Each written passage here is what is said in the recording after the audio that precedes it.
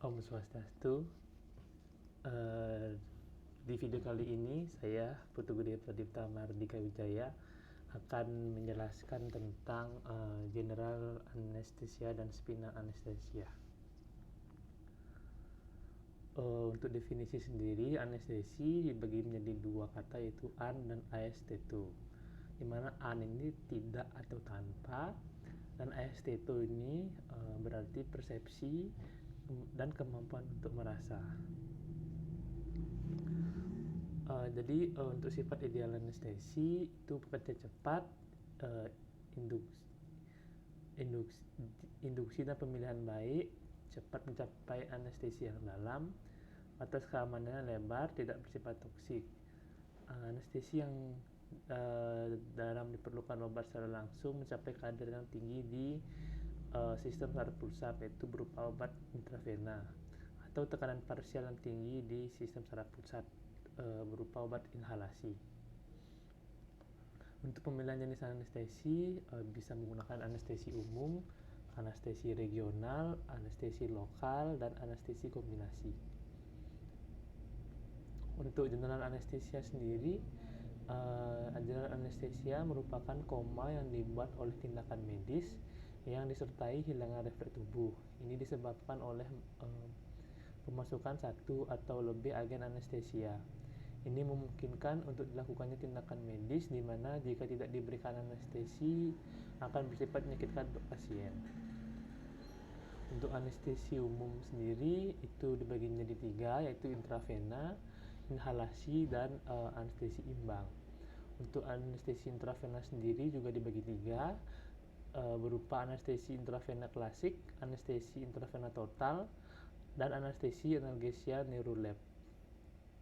Untuk anestesi umum inhalasi itu berupa 4, yaitu inhalasi sungkup muka, inhalasi sungkup laring, inhalasi pipa endotrakeal nafas spontan, dan inhalasi pipa endotrakeal nafas kendali. Ada juga inhalasi imbang, yaitu kombinasi antara anestesi umum, intravena, dan inhalasi, atau kombinasi antara anestesia umum dan anestesia regional. Untuk jenis anestesianya sendiri, dari anestesi intravena ada anestesi berupa propofol, di mana sifatnya itu hipnotik, tiopenton juga bersifat hipnotik, ketamin hidroklorida bersifat hipnotik, diazepam bersifat sedatif dan menurunkan tonus otot.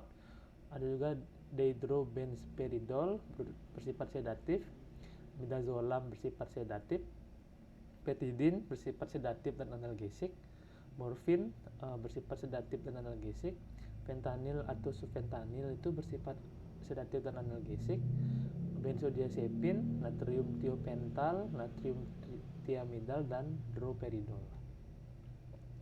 Untuk anestesi inhalasi sendiri ada halotan, enfluran, isofluran, sevofluran, dan desfluran. Untuk khasiatnya itu hipnotik, lebih besar daripada anestesi inhalasi, ada juga efek analgetik dan efek relaksasi otot.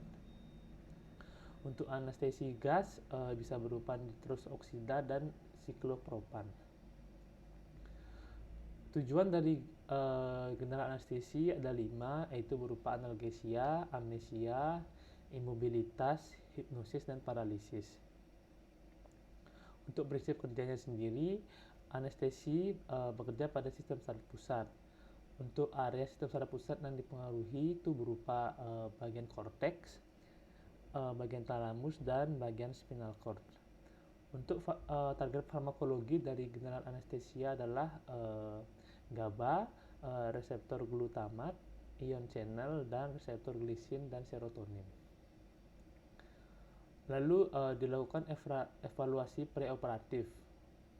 Sebelum dilakukannya tindakan anestesi, dilakukan anamnesis untuk menentukan jenis dan dosis anestesi yang digunakan. Faktor-faktor penentu dari agen anestesi berupa umur, indeks berat massa tubuh atau BMI, riwayat penyakit dan operasi, obat-obatan yang sedang digunakan dan waktu puasa. Gunakan juga lalu jangan lupa digunakan juga skor Mallampati untuk dilihat kondisi gigi dan gusi dan fleksibilitas serta ekstensi kepala juga dievaluasi. Lalu untuk premedikasi yang sering digunakan itu bisa berupa klonidin yang berguna untuk mengurangi agen induksi anestesi supaya pasien tetap tidak sadar dalam waktu yang lebih lama. Klonidin juga dapat mengurangi keadaan pasien menggigil setelah operasi, mual pasca operasi, dan delirium. Premedikasi lain yang dapat digunakan itu berupa midazolam, merupakan benzodiazepin yang berguna untuk menurunkan kecemasan pasien, terutama pada pasien anak-anak. Juga bisa diberikan melatonin untuk mencegah terjadinya kejang. Melatonin memiliki efek hipnotik, ansioliotik, sedatif, dan antikonvulsan. Untuk tahap anestesia ini sendiri ada 4 tahap, di mana tahap yang pertama itu merupakan tahap induksi, dan juga tahap 1 ini adalah waktu antara pemasukan agen dan kehilangan kesadaran. Di tahap 1 ini pasien masih dapat bercakap-cakap. Untuk tahap 2 itu adalah tahap excitement, tahap di mana terjadinya eksitasi dan aktivitas delirium.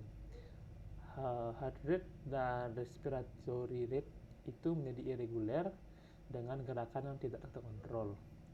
Lalu mulai ke tahap 3, tahap dari surgical anesthesia, ditandai dengan hilangnya refleks pupil dan paralisis interkostal. Untuk tahap 4 terjadinya overdosis, dan akibat dari overdosis agen anestesi terjadinya depresi dari brainstem.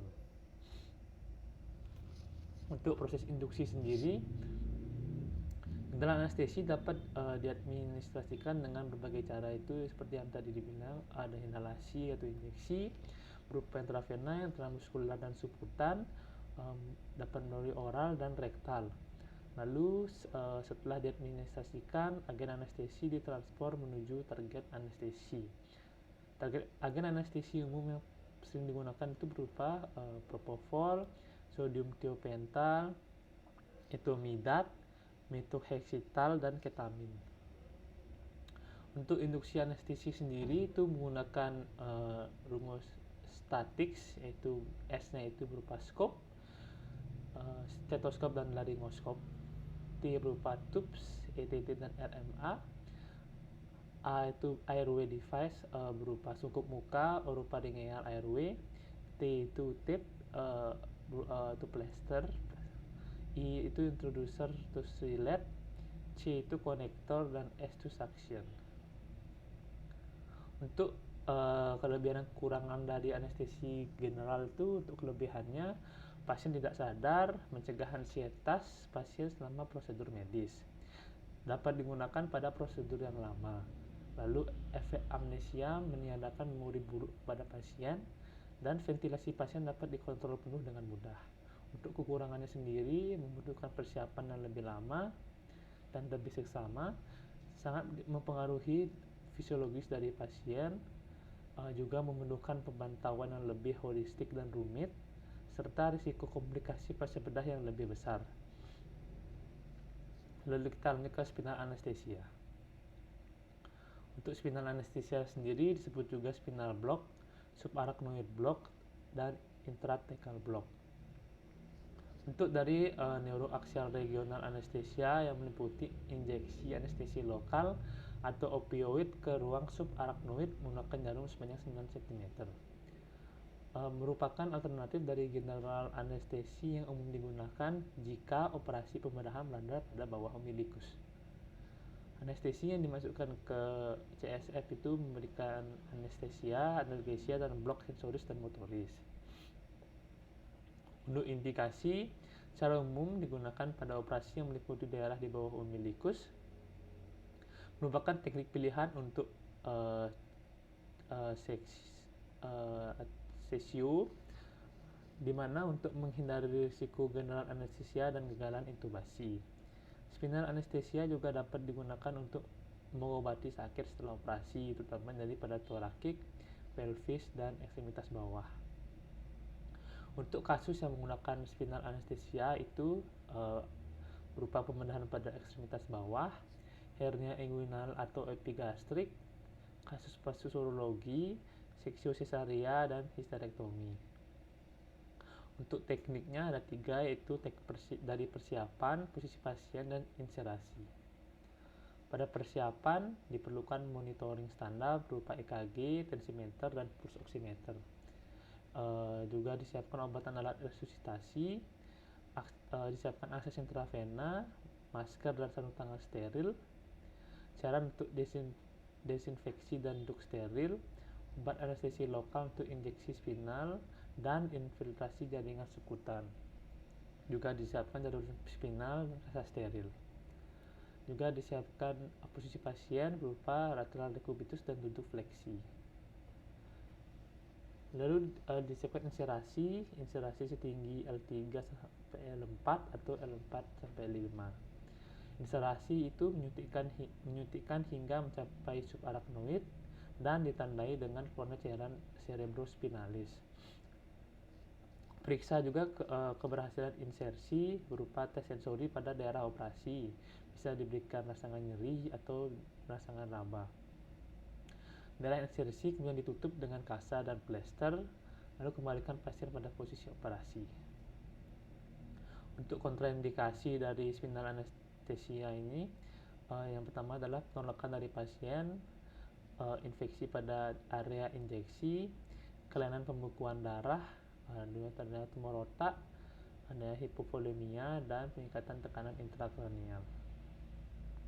Ini adalah posisi, bisa gunakan posisi lateral decubitus dan posisi duduk fleksi. Untuk teknik insersi, ukuran jarum biasanya bervariasi antara ukuran 22 sampai 29. Untuk agen anestesi sendiri, agennya dapat berupa bupivacain, lidocain, tetracain, procain, ropivacain, levobupivacain, prilocaine, dan cincocaine. Untuk agen non-opioid seperti clonidine atau epinephrine dapat digunakan untuk memperpanjang durasi anestesi. Opioid dapat digunakan juga untuk meningkatkan kualitas blok dan menurunkan efek samping. Jenis opioid yang digunakan itu seperti morfin, fentanyl, diamorfin, dan buprenorfin. Untuk komplikasi dari spinal anestesi sendiri dapat diakibatkan oleh efek fisiologis dari sistem saraf pusat maupun teknik dari spinal anestesia.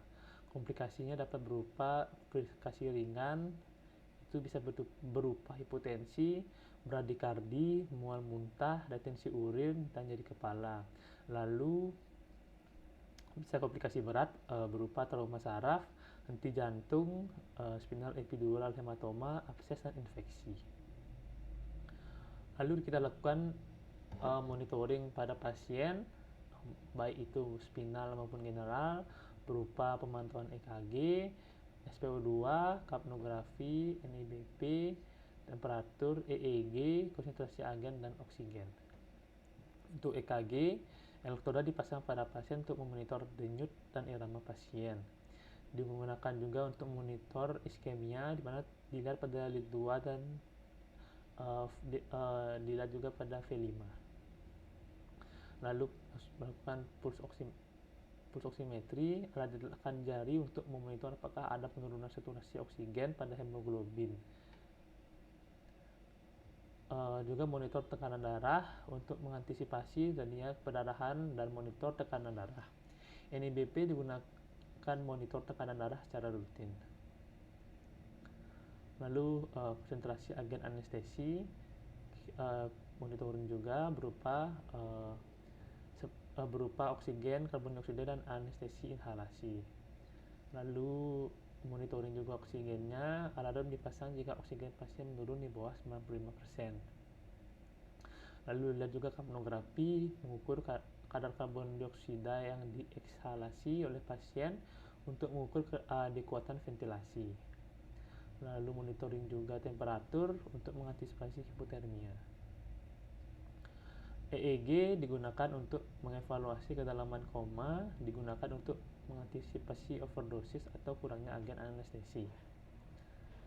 Lalu kita lihat airway manajemennya, pasien kehilangan refleks batuk akibat anestesi. Untuk mempertahankan jalan napas, dilakukan intubasi dengan endotracheal tube setelah pasien tidak sadar. Lalu pernafasan pasien dapat dimonitoring dengan mesin ventilasi. Pada prosedur besar dapat digunakan ventilator untuk memasukkan oksigenasi pada pasien dengan koma yang dalam akibat anestesi. Lalu untuk manajemen mata, anestesia menurunkan kontraksi otot orbicularis oculi yang menyebabkan mata menjadi setengah terbuka.